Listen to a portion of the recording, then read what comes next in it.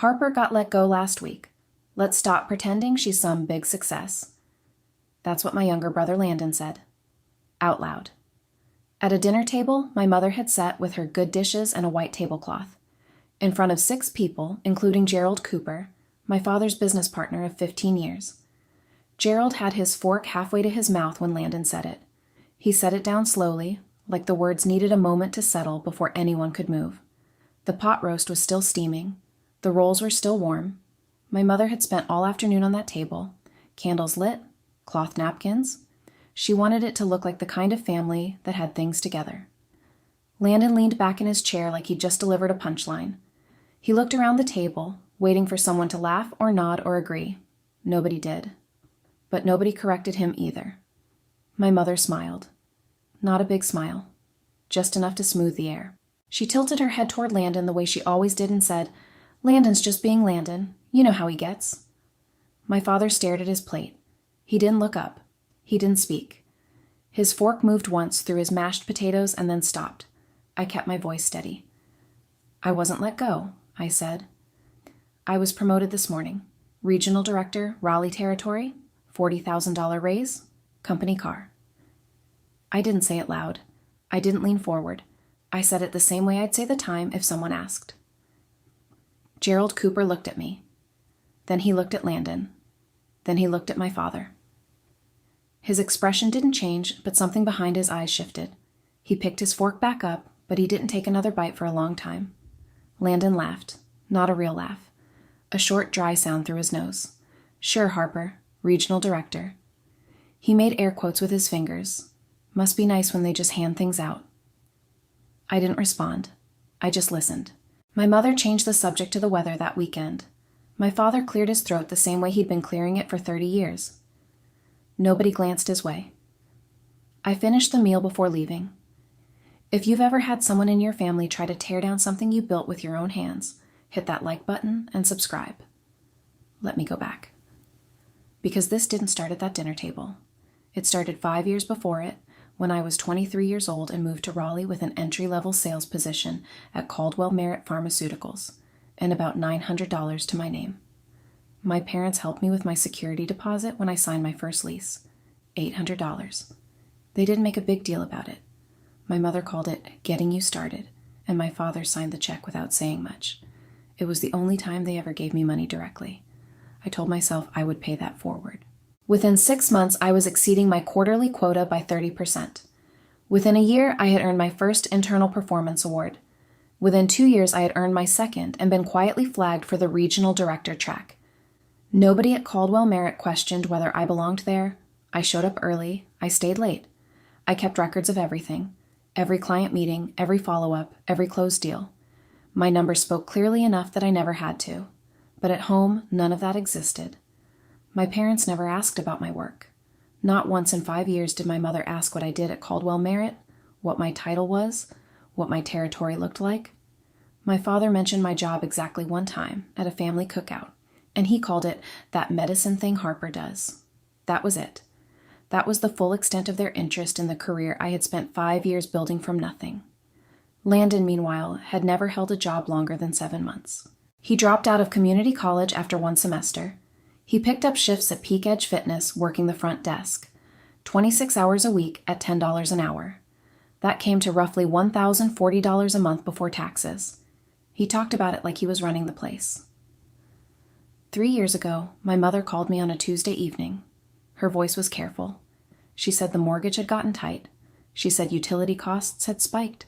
She said your father's contracting work has slowed down since he went semi-retired, and we're just trying to bridge a gap for a little while. I didn't hesitate. I set up a recurring transfer that night, $1,500 a month, automatic, pulled from my checking account on the first of every month. I typed a memo in the transfer field, Mom and Dad, household. I told myself it was temporary. I told myself it was the least I could do. They helped me with $800 when I had nothing. This was paying that back, and then some. The first month passed. Then the second. Then a year. Then 2. I never asked for a receipt. I never asked what it covered. I never asked because I trusted that when my mother said household expenses, she meant household expenses. 36 months. $1,500 each. That's $54,000. $54,000 I earned on commission calls and early mornings and quarterly targets that I hit every single time. $54,000 I sent to a house where nobody once asked me how my day went. And during those same 3 years, Landon never contributed a dollar. Not to the mortgage, not to utilities, not to groceries. He lived in my parents' house rent-free. He drove a car with a monthly payment of $340. He kept a gym membership at $85 a month at the same gym where he worked because the employee discount wasn't enough for the tier he wanted. His weekends cost between $600 and $700 a month in bar tabs, restaurants, and what he called networking. He was 24 years old, earning $1,040 a month, and living like someone who made 3 times that. Because someone was making up the difference. I just didn't know it was me. While I was sending $1,500 every month, my mother was rerouting those funds: Landon's car payment, Landon's gym membership, Landon's weekend cash.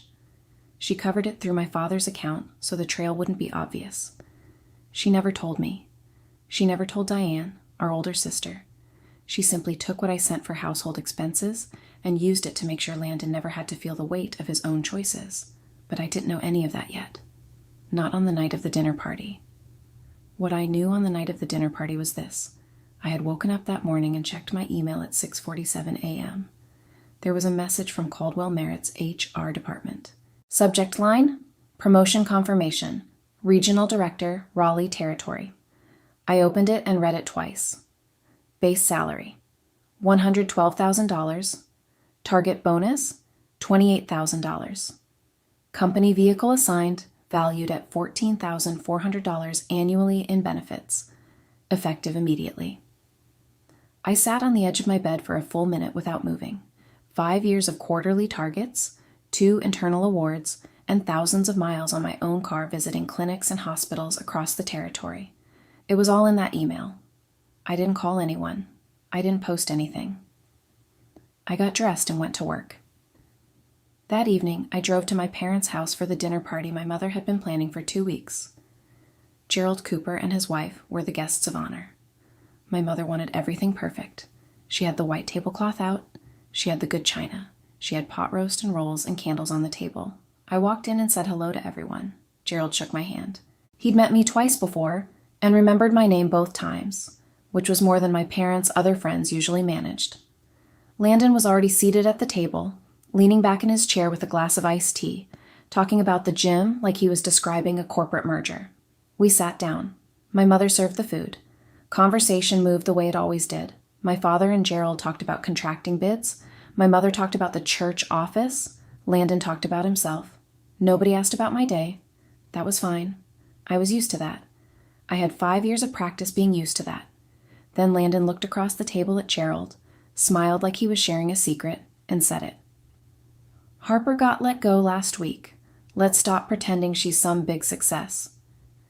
He said it casually, like it was common knowledge, like he was doing Gerald a favor by being honest about the family's quiet embarrassment. Gerald's expression didn't change, but his hand stopped moving. My mother let out a soft laugh, barely audible, and reached for the breadbasket. My father's eyes stayed fixed on his plate, hands folded in his lap. He didn't look up. He didn't speak. His silence wasn't confusion. It was permission. I looked at Landon. He was still smiling. He was 24 years old, earning $1,040 a month at a gym front desk, living rent-free in our parents' house, and he had just told a room full of adults that I, the person who had been silently funding his life for 3 years, was a failure. I kept my voice steady. I wasn't let go. I was promoted this morning. Regional Director, $40,000 raise, company car. Landon's smile didn't drop. It thinned. He made the air quotes. Sure, Harper, Regional Director. Must be nice when they just hand things out.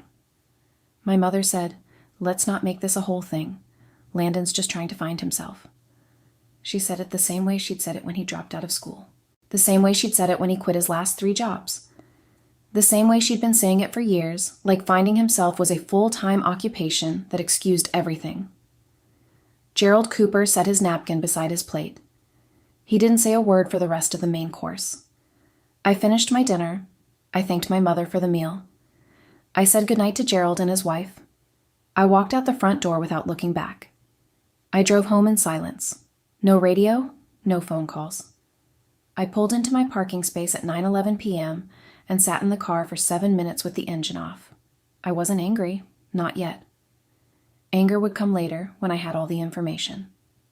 That night, sitting in the dark with my hands still on the steering wheel, I just felt something settle, something heavy and familiar and tired. I told myself it was just Landon being Landon. I told myself this was simply what family did. 2 days later, Diane called. My older sister lived in Charlotte. She wasn't at the dinner party.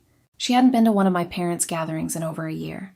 But word travels in small families, and someone, she didn't say who, had mentioned what Landon said at the table. Diane's voice was quiet, careful, like she'd been rehearsing. "Harper, I need to tell you something I should have told you 6 months ago." I stayed quiet, letting her continue. 6 months ago, I was on the phone with Mom. She didn't know I could hear the other line. She was talking to Dad about the money you sent, the $1,500 a month. I didn't speak. "It's not going to the mortgage, Harper. It's not going to utilities. Mom's been putting it toward Landon's car payment, his gym membership, his spending money. She routes it through Dad's checking account so it doesn't look direct. She's been doing it the entire time." I felt nothing. Not anger, not pity. Nothing. "The entire time?" I said. "As far as I can tell. All 3 years. 36 months, $1,500 each. $54,000. Every cent of it, rerouted. Not to keep the lights on. Not to cover a mortgage gap. To fund Landon's $340 car payment. His $85 gym membership. His $600 in weekend bar tabs. $54,000 so that my 24-year-old brother could live without consequences in a house he'd never paid a single bill in, while I worked 60-hour weeks and drove my own car into the ground across a territory that stretched 300 miles. I thanked Diane. I told her I appreciated her telling me. I said goodnight.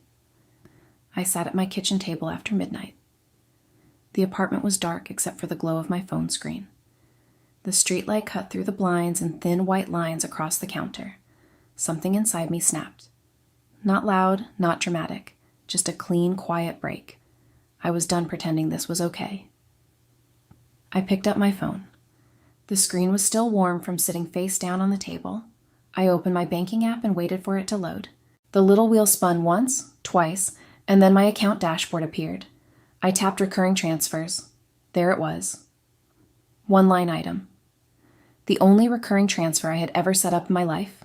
Whitmore, Dennis R. $1,500, monthly, first of each month. Memo. Mom and Dad. Household. I read that memo line 3 times. I had typed those words 3 years ago, sitting on my couch after my mother's phone call, thinking I was helping 2 people keep their home running, thinking I was being a good daughter, thinking $800 deserved $54,000 in return because that was simply what family did. I tapped the transfer. A detail screen opened. Start date, frequency, next scheduled date, total transfer to date, $54,000, $54,000. There it was, printed on my screen in plain digits. Not an estimate, not a rough number. The exact figure my bank had tracked automatically, payment by payment, for 36 consecutive months. I scrolled to the bottom of the screen. There was a single button, red text on white background, cancel recurring transfer. I tapped it. A confirmation prompt appeared. Are you sure you want to cancel this recurring transfer? This action cannot be undone. My thumb moved slowly, deliberately across the screen. I tapped confirm. The soft, unmistakable click of confirmation echoed in the dead silence of the room. The screen refreshed. The transfer line was gone. Where it had been, there was nothing.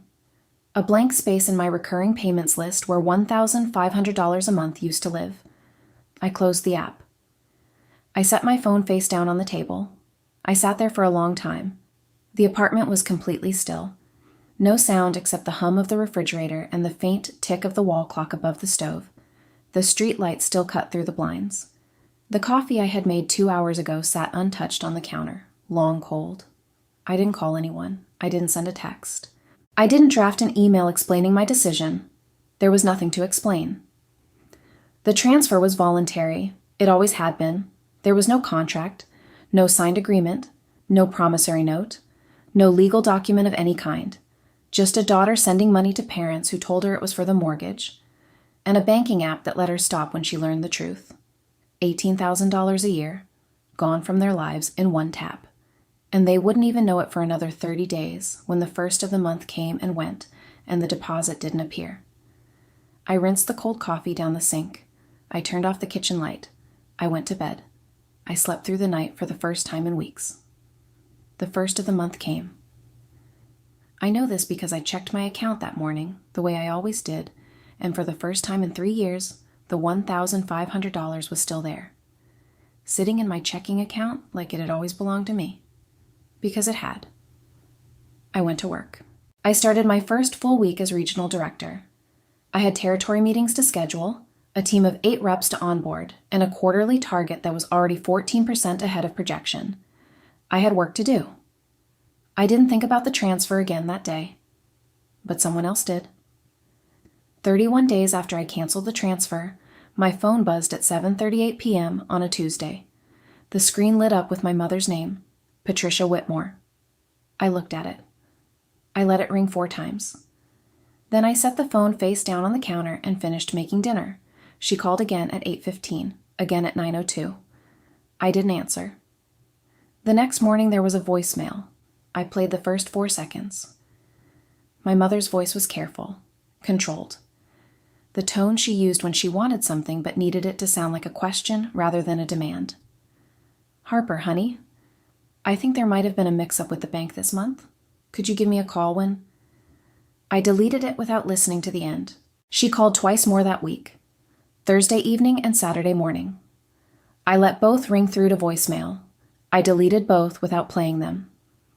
If you've ever sent money to someone who told you it was for one thing and spent it on another, hit that like button and subscribe. On the 9th day after the missed transfer, a Saturday morning, my doorbell rang at 8:47 a.m. I wasn't expecting anyone. I had been sitting at my kitchen table with a cup of coffee and my laptop, reviewing territory numbers for Monday's team meeting. I was still in sweatpants and a Caldwell Merritt pullover. I looked through the peephole. My father stood on the landing. Dennis Roy Whitmore, 58 years old, semi-retired commercial contractor. He was wearing a polo shirt tucked into khakis. His hair was combed.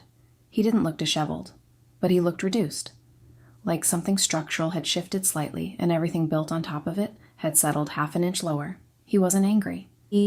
That was the first thing I noticed. He wasn't there to yell. He was there to retrieve something he believed still belonged to him. I opened the door. I kept my hand on the doorframe. I didn't step aside. "Morning, Harper." "Morning, Dad." He looked past me into the apartment, then back at me. He put his hands in his pockets the way he always did when he was about to talk about money without using the word money. "Your mother mentioned the transfer. She thinks there was an issue with the bank." "There wasn't an issue with the bank." He paused. His jaw tightened just slightly. "So the transfer is canceled, Dad. It's not coming back." He stared at me, not with anger, with something closer to confusion, like a man who had been told the road he always drove on had been permanently closed and he couldn't quite process the detour. "Harper, we count on that. I know you do. Your mother relies on that money for Landon's car payment, his gym membership, his bar tabs. I know exactly what it's been paying for, Dad. Diane told me." His mouth opened and then closed. His hands came out of his pockets and hung at his sides. He looked for exactly 1 second like a man caught in a lie he never expected to defend. "That's not— Your mother handles the finances. I don't get into the details of— You don't have to explain. I'm not asking for an explanation." "Then what do you want me to say?" "Nothing. There's nothing to say. The transfer is canceled. It's been canceled. It's not coming back."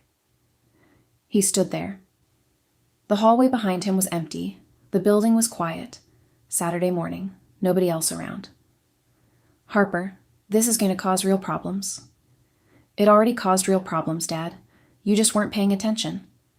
He opened his mouth again. I watched him search for the thing he could say that would reverse what had already been done.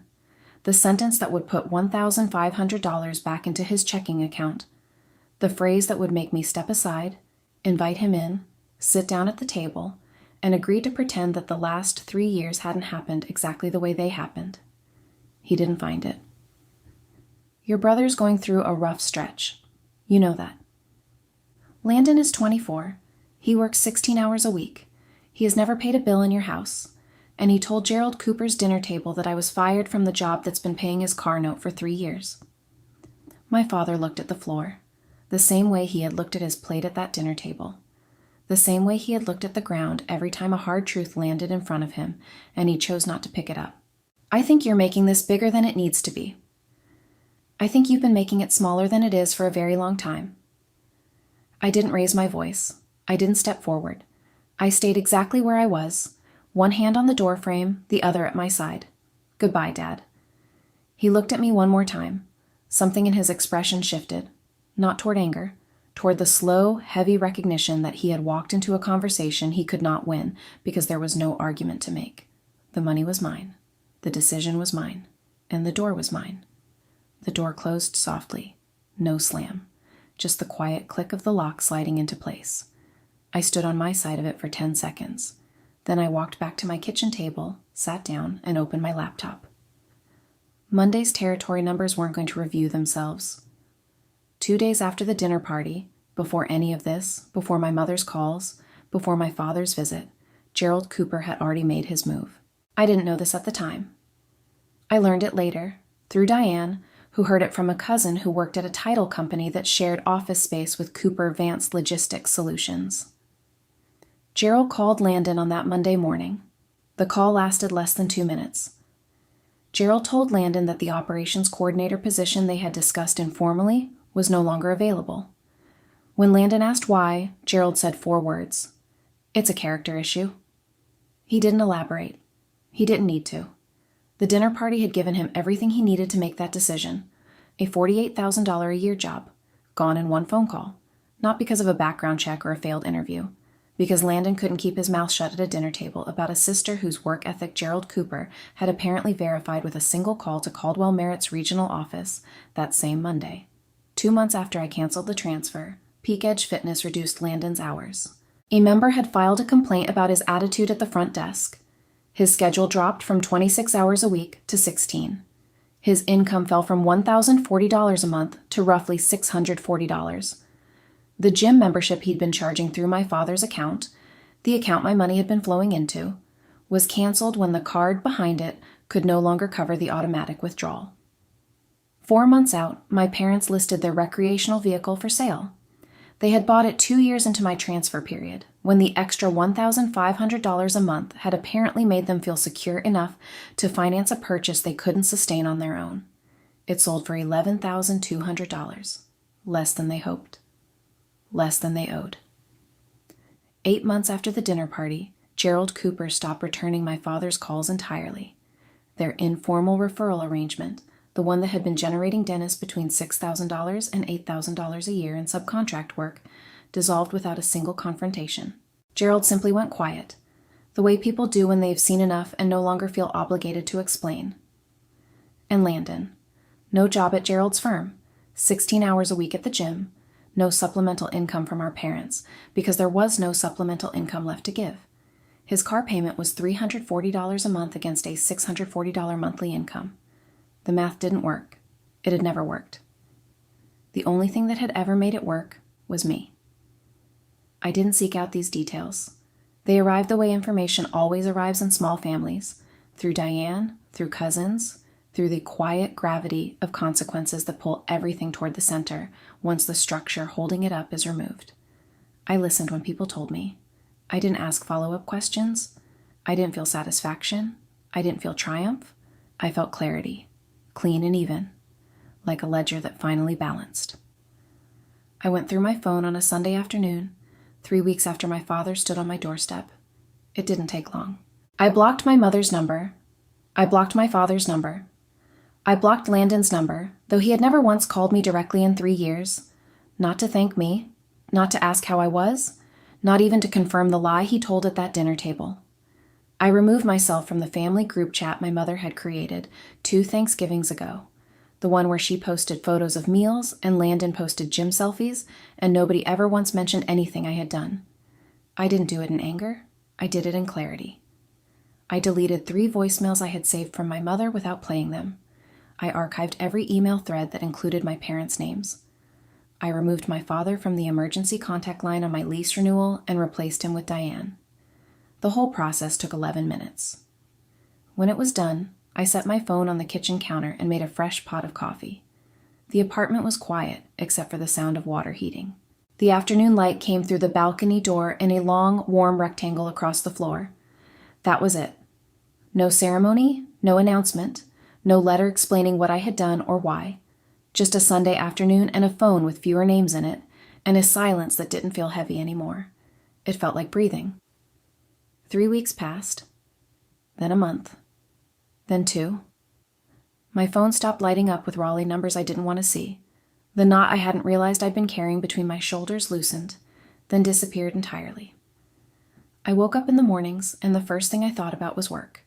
Not whether today would be the day my mother found a new angle, or my father tried the doorbell again. They didn't. Not because they accepted it, because the door had closed and no one on their side had the tools to open it. The information came in pieces over the following months. I never went looking for it. Diane told me some of it during our calls, which had become more regular since the night she told me the truth. Some of it filtered through a cousin who worked near Gerald Cooper's office. Some of it I could simply calculate, because I knew the numbers better than anyone. 4 months after I canceled the transfer, my parents sold the recreational vehicle. I already knew that. What I didn't know until later was what came after. The $11,200 from the sale covered exactly 2 months of the gap my canceled transfer had created. By month 6, Patricia had increased her hours at the church bookkeeping office from 12 to 28 hours a week. She was 56 years old, working nearly full-time for the first time in a decade, at a job that paid $14 an hour. That came to roughly $1,568 a month before taxes, almost exactly what I used to send them. The difference was that $1,568 was now their primary supplemental income, not a gift on top of existing earnings. The whole safety net.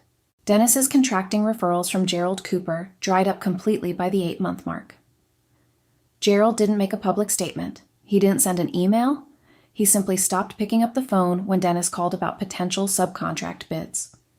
The informal arrangement that had generated $6,000 to $8,000 a year in referral work vanished as quietly as it had existed.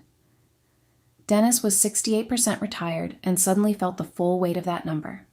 Their monthly budget, which had been built on 3 invisible pillars, Dennis's semi-retirement income, Patricia's part-time wages, and my $1,500, now stood on 2 legs instead of 3.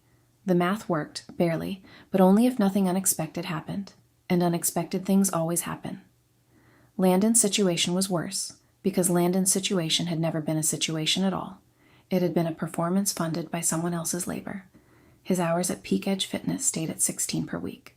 The member complaint that triggered the reduction was never formally resolved because Landon never formally apologized.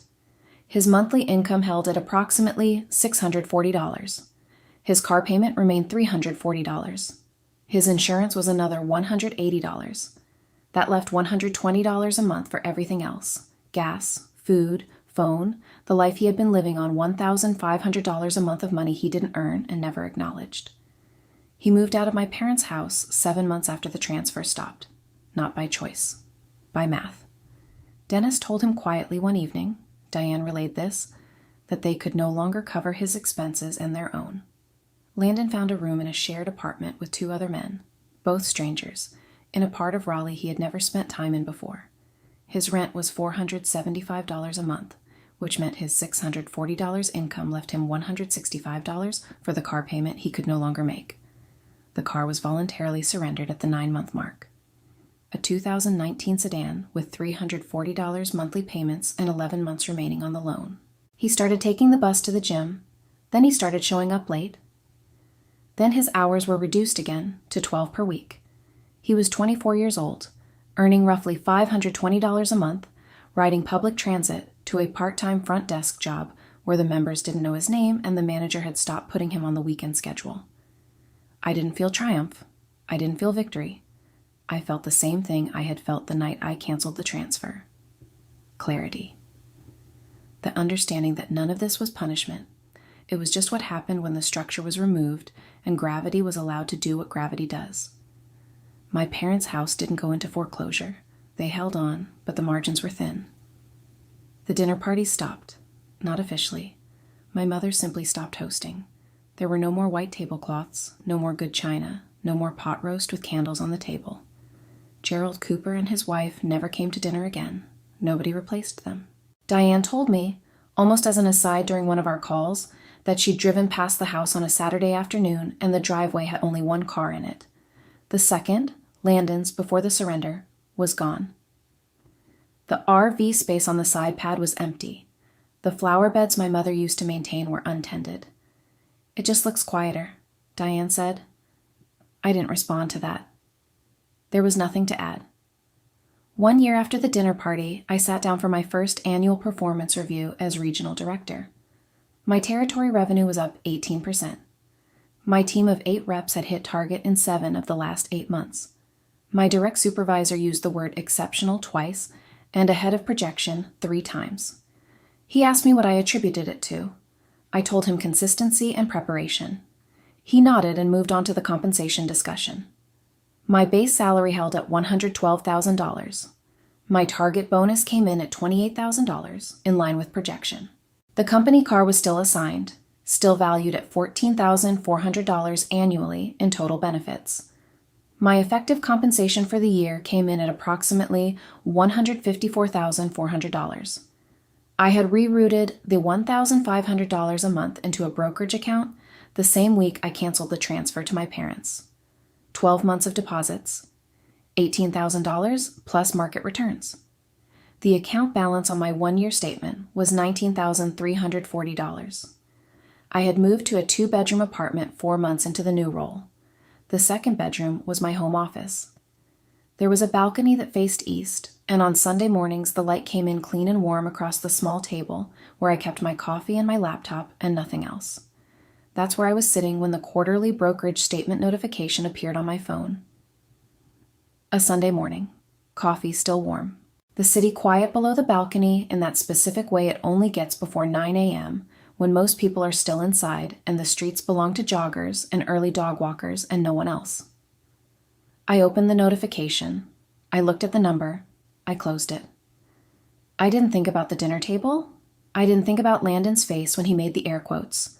I didn't think about my mother's soft laugh or my father's eyes on his plate or Gerald Cooper's fork frozen halfway to his mouth. I thought about the 5 years it took me to understand something I should have understood much sooner. Quiet generosity without acknowledgement is not generosity at all. It is a subsidy with no return. It is a recurring transfer with a memo line that says one thing while the money goes somewhere else entirely. And the only person who can cancel it is the person who set it up. I put the phone down. I picked up my coffee. It was still warm. The balcony was quiet. The morning was mine. The cut was clean. I never regretted a single second of it.